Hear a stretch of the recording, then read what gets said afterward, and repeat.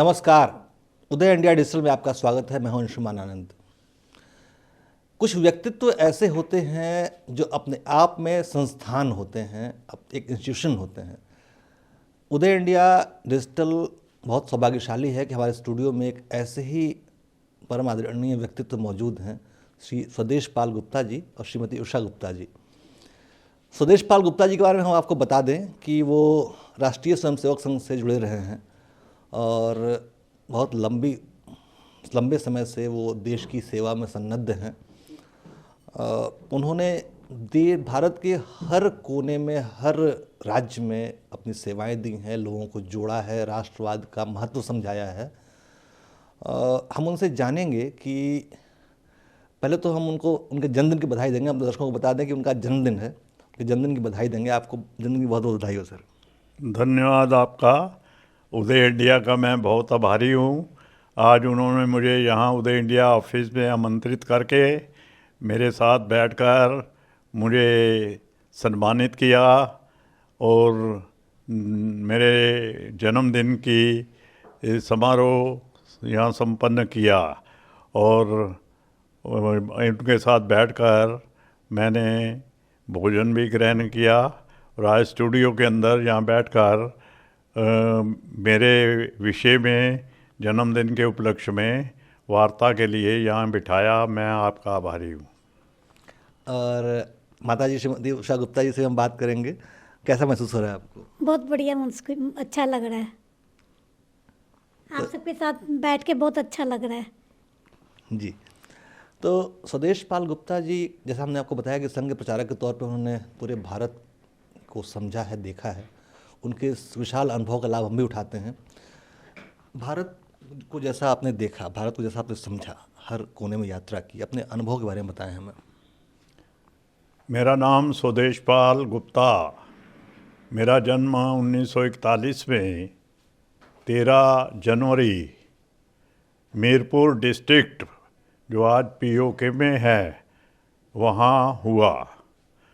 1947 में मेरे आयु 7 वर्ष की थी जब देश का विभाजन हुआ और जम्मू कश्मीर से हम प्रताड़ित होकर। तो आप 7 साल की उम्र में विभाजन की विभीषिका आपने देखी, उसके बाद आप संघ से कब जुड़े? मुझे याद है कि 7 वर्ष की आयु में मीरपुर के अंदर 2 बार मैं अपने चाचा जी के सानिध्य में संघ की शाखा में गया हूँ।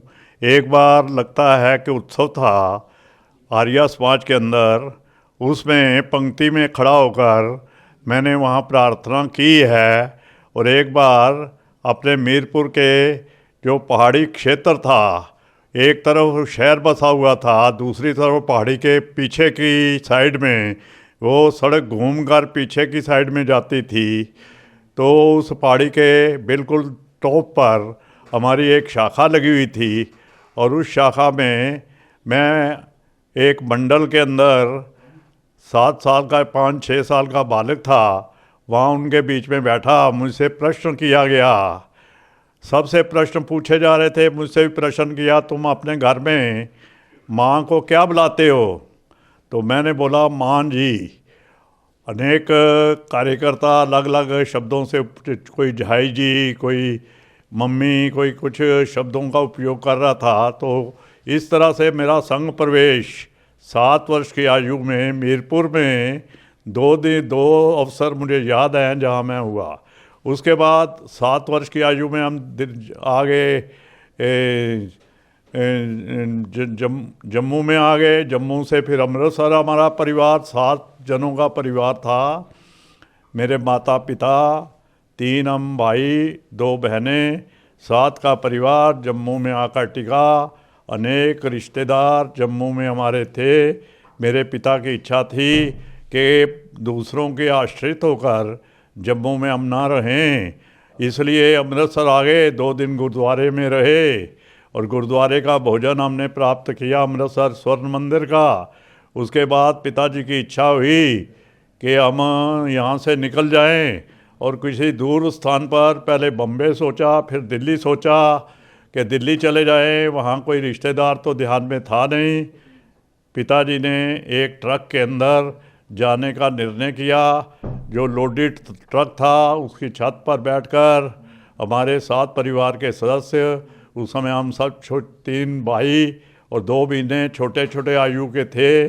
मेरी आयु 7 वर्ष, मेरी छोटी बहन थी 2 वर्ष की आयु की थी, और बड़े भाई कोई 12-14 वर्ष का होगा, कोई दूसरा भाई 8-10 वर्ष का होगा। इस प्रकार से ट्रक पर जाने के लिए पैसे कहाँ से आए? पिता के कान में ननंती गोल्ड रिंग था, उसको बेचा गया। माँ के हाथ में एक कड़ा था, वो बेचा गया। जब हम जम्मू में और अमृतसर में आए उस समय हमारे कपड़े भी फटे हुए थे, क्योंकि 3 दिन पहाड़ियों के ऊपर मीरपुर से निकलकर जम्मू पहुँचते पहुँचते रास्ते में जो एक पहाड़ी चढ़ते थे एक उतरते थे, तो हमारे कपड़े भी फट गए। और झाड़ियों के कारण फिर पत्थर की कहीं फिसल ना जाए तो हमने जूते भी फेंक दिए थे। फिर दिल्ली में आकर कुदसिया घाट जमुना के किनारे ईंटें लगाकर हम खाना बना रहे थे। उसी समय हमारे मामा जी को, जो कॉलेज लेन में रहते थे, उनको पता लगा कि उनकी बहन यहाँ कुदसिया घाट जमुना के किनारे आकर वहाँ टिके हैं। किसी द्वारा उनको पता लगा तो वो हमें वहाँ से लेकर अपने घर में कॉलेज लेन हार्डिंग ब्रिज के पास, जिसको आजकल तिलक ब्रिज कहते हैं, ले गए। जी, स्वदेश पाल जी ने अपनी जो गाथा सुनाई वो आपको सुनने में बहुत सरल लग रही हो, लेकिन इसके पीछे एक भीषण रक्तपात की और सांप्रदायिक हिंसा की दास्तान है, एक बर्बरता की दास्तान है। अब सोचिए कि कैसे एक 7 साल का बच्चा अपनी 2 वर्ष की बहन और अपने माता पिता के साथ अपना घर परिवार छोड़कर मीलों दूर चला आया होगा। ये बहुत ही मार्मिक गाथा है और ये हमें याद दिलाती है विभाजन की विभीषिका की। हम माता जी से जानेंगे कि उनकी बचपन की कहानियाँ बताएं हमें आप। मेरा बचपन बम्बई में बीता है। मेरे फादर है ना पाकिस्तान के पहले ही बम्बई आ गए थे, तो मैं बम्बई में ही पैदा हुई हूँ। मैंने ये सब देखा नहीं है। जी, मेरे पिताजी पाकिस्तान के पहले ही आ गए थे, उन्होंने पहले ही घर बना लिया था। वैसे पाकिस्तान में हमारे फादर ने घर बनाया हुआ है, अभी वहाँ पे वो छोटा कोर्ट है। जी, तो हमारे आसपास बैठे दोनों बुजुर्ग दंपति विभाजन देख चुके हैं। हालांकि माता जी का परिवार भविष्य दृष्टा था और उन्होंने पहले ही उसको समझ लिया था, लेकिन स्वदेश पाल जी ने जो उनके परिवार ने जो मुश्किलें बर्दाश्त की वो सचमुच मार्मिक है। अब हमें एक बात बताएं कि दिल्ली आने के बाद आप संघ से जुड़े और आपने पूरे देश में भ्रमण किया, आप उस अनुभव के बारे में हमें बताएं। दिल्ली आने के बाद जैसे मैं 7 वर्ष का था, तीसरी क्लास में पढ़ता था, दरियागंज डीएवी स्कूल में पढ़ा। उसके बाद लाजपत नगर में सरकारी मकान बनाए गए, हम उसमें सेटल हो गए और वहाँ 14 वर्ष की आयु में 10-12 वर्ष की आयु में मैं संसेवक बन गया था और शाखा में जाना शुरू हो गया। शाखा में जाते जाते धीरे धीरे घटनायक, मुख्य शिक्षक, कार्यवाह आदि पदों पर साइम शाखा में, प्रभात शाखा में, और लगभग 1962-61 के अंदर मैं मंडल कार्यवाह दायित्व पर आ चुका था। दक्षिणी दिल्ली के 5 विभाग थे, पूर्वी, पश्चिमी, उत्तरी, दक्षिणी।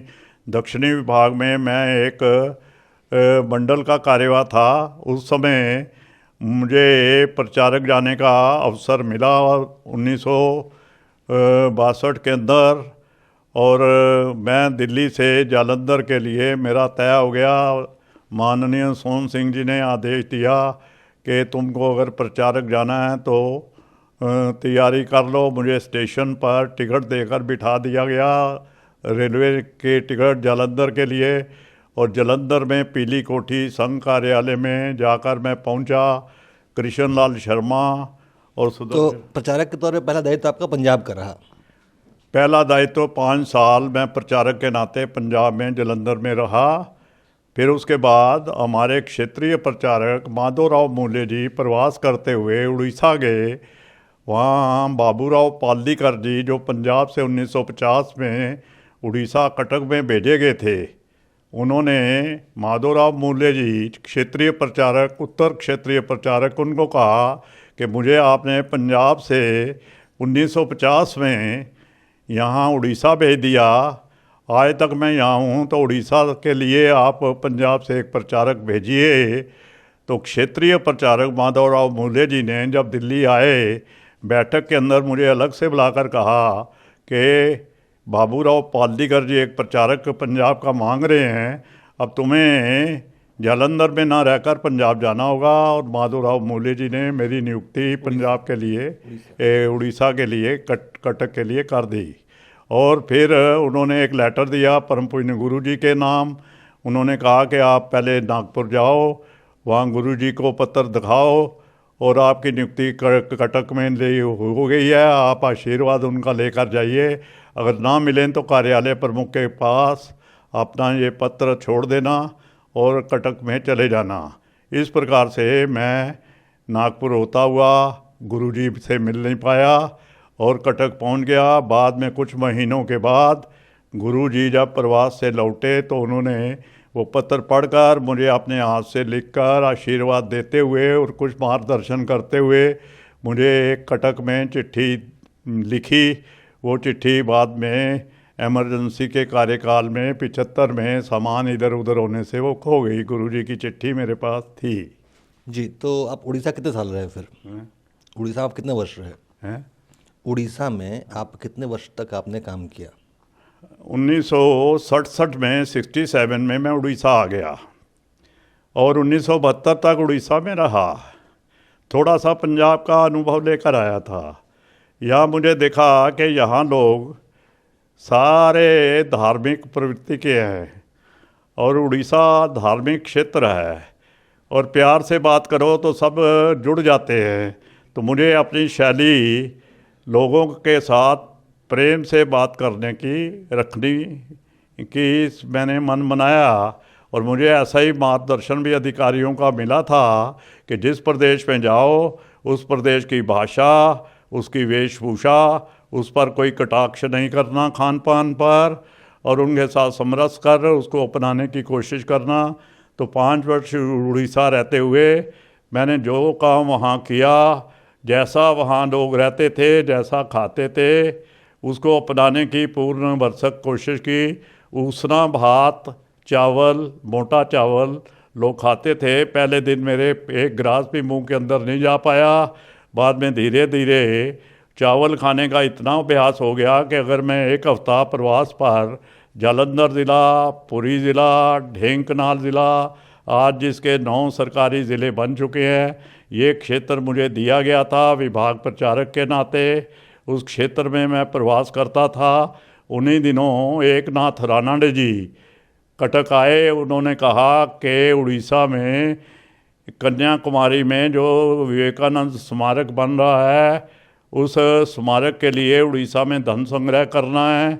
2 कार्यकर्ता उन्होंने चुने। एक पुरी ज़िले के जो प्रचारक थे उनको चंद्रकांत हरकरे जी, उनको, और दूसरा कटक से मुझे, कटक विभाग प्रचारक के नाते मुझे चुना कि मैं जनरल सेक्रेटरी के नाते, वो संगठन मंत्री के नाते तय हुए। और कलेक्शन कैंपेन उड़ीसा में विवेकानंद शिला स्मारक के लिए शुरू हो गई और हमने उस कलेक्शन कैंपेन को 2 साल तक निभाया। और 1970 में जब विवेकानंद शिला स्मारक का उद्घाटन हुआ और ये तय हुआ कि प्रचारक सब शिला स्मारक पर जाएंगे, हम लोग 8-10 कार्यकर्ता प्रचारक वहाँ शिला स्मारक को देखने के लिए गए। जी, उड़ीसा के बाद की यात्रा कहाँ की रही? प्रवास कहाँ का हुआ आपका 1972 के बाद? 72 के बाद मैंने मन बनाया कि अब मुझे प्रचारक से लौटना चाहिए। इच्छा ना होते हुए भी बहुत मन लग गया था काम में, सबके साथ स्नेह था। 12-14 प्रचारक भी मेरे कार्यकाल में निकले थे और खूब भ्रमण करते हुए मैंने काम किया था, मन लगा कर किया था। लेकिन मुझे लगता था कि मैं जीवन भर प्रचारक नहीं रह पाऊँगा, इसलिए मैंने संकल्प किया मुझे वापस उड़ीसा से लौट जाना चाहिए ताकि मैं अपने परिवार में स्थापित हो सकूं। 72 में मैं उड़ीसा से वापस आ गया और 73 में मैंने अपने पिताजी के साथ बिजनेस ज्वाइन कर लिया, शीशे का बिजनेस। मतलब आप उड़ीसा से दिल्ली लौट के आए? हाँ, उड़ीसा से मैं सीधा दिल्ली आ गया, अपने परिवार के साथ आ गया। और मेरे दोनों भाई उस समय विदेशों में थे, एक जर्मनी में था, एक फॉरेन सर्विस में था, पीछे 2 बहनें थी, अनमैरिड थी।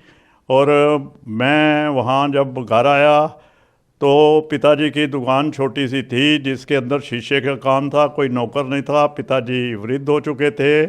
मैंने उनके साथ ज्वाइन करके काम शुरू कर दिया और इस काम को मैं लगभग 20 साल तक 25 साल तक शीशे का काम करता रहा। लेकिन मुझे जाते ही 1 वर्ष के बाद विभाग कार्यवाह का दायित्व दक्षिणी दिल्ली का मिल गया और मैं 87 तक 72-73 से लेकर 87 तक दक्षिणी दिल्ली विभाग कार्यवाह के नाते संघ का काम करता रहा। एक प्रचारक की भूमिका से मेरी 73 में शादी हो गई और उसके बाद 2 बच्चे भी हुए। तो जी जी जी।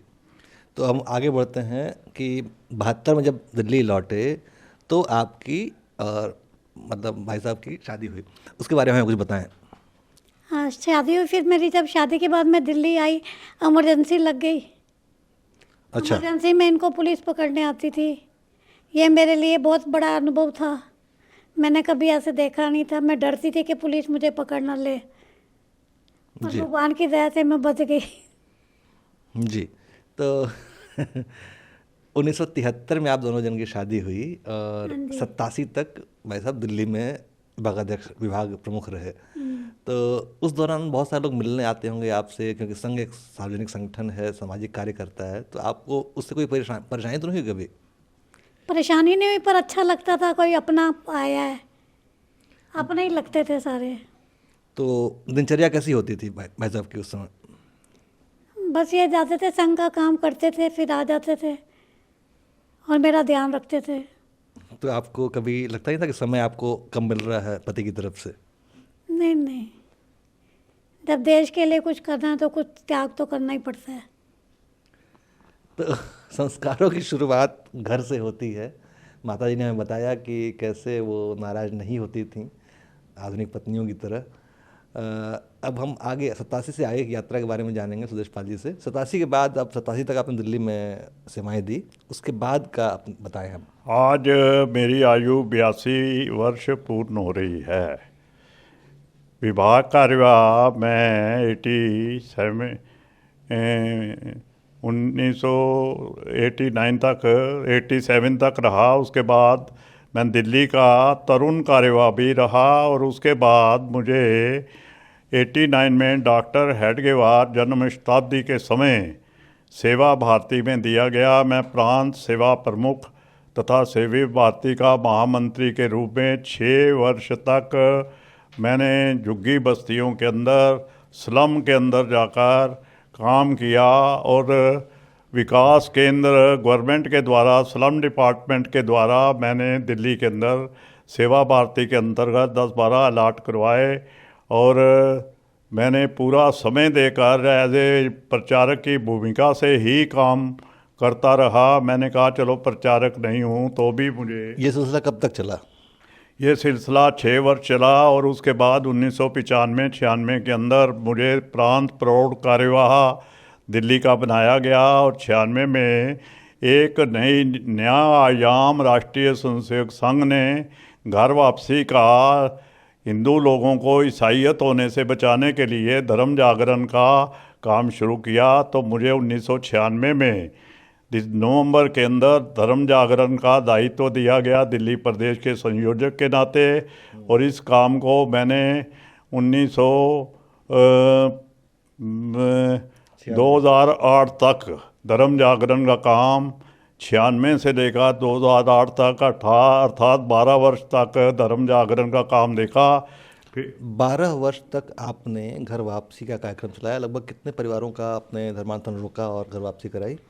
मैंने हिंदू लड़कियों को बचाने के लिए दिल्ली में सैकड़ों ऐसे हिंदू लड़कियां जो लव जिहाद का, उस समय लव जिहाद शब्द इतना पॉपुलर नहीं था, लेकिन हिंदू लड़कियों को भगा कर ले जाते थे। उनके माता पिता को सूचित करना, उनकी FIR लिखवाना, फिर उनको वापस लाने के लिए पुलिस के साथ जाकर फॉलो अप करना, उनको वापस लाकर फिर अगर माँ बाप स्वीकार नहीं करते तो हम उनको कहीं रख कर फिर उनकी शादी कराना, इस प्रकार की सारी प्रयोग करते रहे। और उसमें पुलिस का और वकीलों का बहुत सहयोग मिलता था। हम पुलिस के द्वारा लड़की को फॉलो अप करने के लिए भाग कर गई है, कहाँ गई है, FIR के आधार पर पुलिस का भी फॉलो करते थे और वकीलों के द्वारा उसकी पैरवी करके बच्ची को बचाने का प्रयास करते रहे और धर्मांतरित ना हों लोग, ईसाइयत में ना जाएं, इसका भी प्रयास लगातार हमने 12 वर्ष तक सफलतापूर्वक सैकड़ों हज़ारों लड़कियों को भी हमने उस 12 वर्ष के अंदर पूरा संगठन दिल्ली का मेरे साथ था। नगर ज़िला विभाग के कार्यकर्ता टोली के रूप में मेरे साथ थे, इसलिए मैं इन कामों को करने में, नेतृत्व करने में सफल हुआ। फिर 2008 के अंदर अशोक सिंघल जी ने हमारे क्षेत्रीय प्रचारक माननीय दिनेश जी से निवेदन किया कि आप सुदेश पाल जी को दिल्ली का अध्यक्ष बनाना है विश्व हिंदू परिषद का। तो उन्होंने मुझे मांग लिया और फिर क्षेत्रीय प्रचारक ने प्रांत के अधिकारियों के साथ बैठक करके विचार विमर्श करके ये निर्णय हुआ कि अशोक जी मांग रहे हैं इसलिए हम ना नहीं कर सकते। तो मुझे फिर विश्व हिंदू परिषद दिल्ली का अध्यक्ष बनाया गया। 8 वर्ष तक मैंने दिल्ली के अध्यक्ष का दायित्व का निर्वाह किया और अनेक आयाम विश्व हिंदू परिषद के अंतर्गत, यानी 2008 से 2016 तक 8 वर्ष, यानी 2008 से 2016 तक आपने विश्व हिंदू परिषद के दिल्ली प्रदेश अध्यक्ष के तौर पर काम किया। और उसके बाद 2008 से लगभग 2015-16 तक दिल्ली का अध्यक्ष रहा। फिर मुझे कहा गया कि आप इसके साथ साथ धर्म प्रसार, जो घर वापसी का काम विश्व हिंदू परिषद करता है, पहले तो धर्म जागरण में संघ के अंतर्गत मुझे घर वापसी का काम मिला, लेकिन विश्व हिंदू परिषद 8 साल दिल्ली के अध्यक्ष के बाद मुझे कहा गया आप धर्मसार राष्ट्रीय स्तर पर घर वापसी का काम करें। यानी कि धर्म रक्षा के क्षेत्र में आपकी विशेषज्ञता साबित हो चुकी थी, इसलिए आपको दोबारा वही कार्य सौंपा गया। हाँ, मुझे दोबारा वही घर वापसी का काम पूरे देश का कहा गया। आप प्रवास नहीं करेंगे, दिल्ली का अध्यक्ष रहेंगे। लेकिन बाद में मुझे प्रवास भी करवाना शुरू किया। उड़ीसा के अंदर ट्राइबल एरिया के अंदर मुझे भेजा गया, आसाम में भेजा गया, त्रिपुरा में मैं प्रवास किया, अरुणाचल में प्रवास किया, गंगा सागर तक प्रवास किया, ब्यावर राजस्थान के कई जगहों पर मैंने प्रवास किया। और प्रवास करते करते इस प्रकार से 2015 से लेकर ऑनवर्ड 2022 तक मैंने इस काम को किया। जब मैं 2 वर्ष पूर्व 80 वर्ष का पूरा हुआ तो मैंने अधिकारियों को कहा अब 80 वर्ष मेरे हो चले हैं तो कोई और 60 वर्ष की आयु का आप अध्यक्ष दिल्ली का बनाइए, ऑल इंडिया का बनाइए धर्म प्रसार के अंतर्गत। तो कहने लगे कि आप क्या इसके बाद काम छोड़कर घर बैठोगे? मैंने कहा घर तो नहीं बैठूंगा। दिनेश जी ने पूछा तो मैंने कहा मैं काम तो करता रहूँगा। कहने लगे आपको छुट्टी दे दी, आप घर काम करते रहिए। फिर मैं काम करता रहा। 2071 के ये 81 तक 21 सितंबर को मुझे औपचारिक रूप से दायित्व मुक्त किया गया। तो भी मैं आज तक धर्म प्रसार के कार्य को लगातार सक्रिय भूमिका से कर रहा हूँ। उसका एक ट्रस्ट है, राष्ट्रीय ट्रस्ट है, जिसका नाम है अखिल भारतीय धर्म प्रसार समिति। उसका मैं अध्यक्ष के रूप में था। मैंने उसमें अध्यक्ष दायित्व से छुट्टी लेकर अपने आप को कार्यकारी अध्यक्ष स्वीकार कर लिया और मैंने कहा कि ये 2 वर्ष और काम करके मैं अध्यक्ष की भूमिका को सक्रिय भूमिका बना दूंगा। वो 60 वर्ष की आयु के हैं, थोड़ा उनके साथ घूमकर तो सक्रिय हो जाएंगे। तो 2 साल के अंदर एक नया 60 वर्ष की आयु का, जिनका नाम सूर्य प्रकाश जालान जी है, मायो स्कूल के मालिक हैं, वो बहुत ही श्रद्धावान और समय देने वाले कार्यकर्ता हैं। 60 वर्ष की आयु है, 10-20 वर्ष वो काम करेंगे। उनको अब सक्रिय करने के लिए मैंने अनेक योजनाएं बस्तियों के अंदर बस्तियों को अडॉप्ट करके सेवा कार्यों के लिए शुरू कर दी हैं धर्म प्रसार के अंतर्गत। इस काम को आज के दिन तक भी मैं कई बस्तियों को सेवा बस्तियों को अडॉप्ट कर इस काम को कर रहा हूँ। जी, धर्म प्रसार ये शब्द सुनने में इतना सरल लगता है, उतना है नहीं।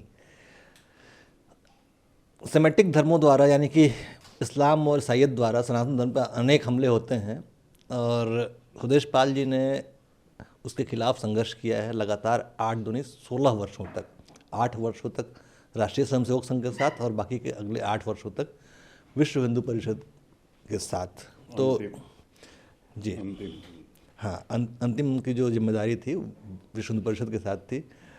तो इस बीच उन्होंने कितने हमले झेले होंगे, कितनी प्रताड़ना, कितना भाग दौड़, कितने पुलिस केस, ये हम अंदाज़ा ऐसे बैठ के स्टूडियो में लगा नहीं सकते। लेकिन हम उनके जो जीवन का जो मूल मंत्र है वो हम उनसे खुद ही उनसे जानना चाहेंगे। जी, ऐसा है, पिछले 2 वर्षों के अंदर मुझे लगा कि बदरपुर ज़िले के अंदर ईसाईयत में लोग बहुत जा रहे हैं। तो मैंने 2 साल पहले 25 दिसंबर को जो लोग चर्च में जाते थे बदरपुर के अंदर एक आयोजन किया कि उनको हम मंदिर में लाकर 25 दिसंबर को चर्च में ना जाकर 89 सन में वो मंदिर में आए, कीर्तन करें, भजन करें, हिंदू ही हैं लेकिन वो कोई लालच के कारण खाने पीने को मिलेगा, कपड़े मिलेगा, चर्च में जा रहे थे। उनको हमने 2 बसें करके वापस मंदिर में ग्रेट क्लास पार्ट 2 के मंदिर में लाए, सारा दिन खाने पीने की व्यवस्था की, कीर्तन भजन की व्यवस्था की। इस प्रकार से उनके चर्च से विमुख करके उनको एक घर वापसी का प्रयोग हमने किया। इस साल भी हमने 2022 में 25 दिसंबर को फिर एक प्रयोग किया कि 5 बसें भरकर जो चर्च में जाने वाले लोग थे, ईसाई धर्म को अडॉप्ट उसमें से बहुत से लोग कर जाते और चर्च गोइंग लोग थे जो अपने स्वाद के कारण कुछ कपड़े मिलेंगे, कुछ खाने पीने को मिलेगा, कुछ अन्न मिलेगा। 5 बसें मायो स्कूल की हम जालान जी की मांग कर लेकर गए। झंडे वाला देवी मंदिर के दर्शन कराने के लिए 400 लोगों को इस 25 दिसंबर को 2022 में झंडे वाला लेकर गए। सुबह 10 बजे बसें भेजी गई, शाम को 8 बजे वापस उनको घर छोड़ा। इस प्रकार से मैं समझता हूँ कि ये भी घर वापसी का ही कार्यक्रम हुआ है।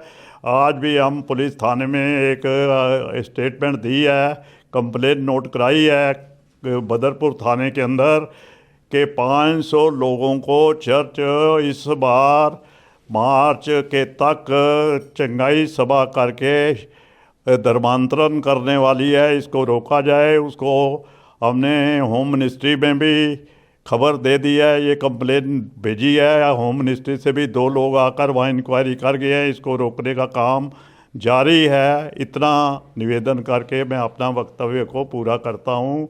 मैं उदय इंडिया का बहुत आभारी हूँ, वादी हूँ कि उन्होंने मेरे जन्मदिन पर मेरा इंटरव्यू लिया और मेरे जीवन के कुछ अंश कहने का अवसर दिया, क्योंकि बस ये जो 80-82 साल का बड़ा लंबा जीवन होता है, इस कारण से ज़्यादा फोकस करके किसी एक बात पर नहीं कहा जा सकता, इसलिए विस्तार से कहने में बहुत चीज़ें छूट भी गई और बहुत जो नहीं कहनी चाहिए थी कही गई है, उसके लिए मैं क्षमा चाहता हूँ। धन्यवाद। शेर बूढ़ा हो जाए तो शिकार छोड़ देता है लेकिन दहाड़े मारना नहीं छोड़ता। आज इंटरव्यू की डेट जब इस तारीख हम लोग इंटरव्यू कर रहे हैं वो 12 जनवरी की तारीख है और स्वदेश पाल जी ने हमें बताया कि चंद दिनों पहले, मतलब 15 दिनों पहले उन्होंने फिर से धर्मांतरण की एक बड़ी मुहिम को फेल किया। हम सनातन धर्म की तरफ से, उदय इंडिया की तरफ से उनका बहुत बहुत धन्यवाद करेंगे और उम्मीद करेंगे कि उनका ये जीवन, उनका ये संघर्षमय जीवन लाखों लोगों को प्रेरणा देगा। धन्यवाद।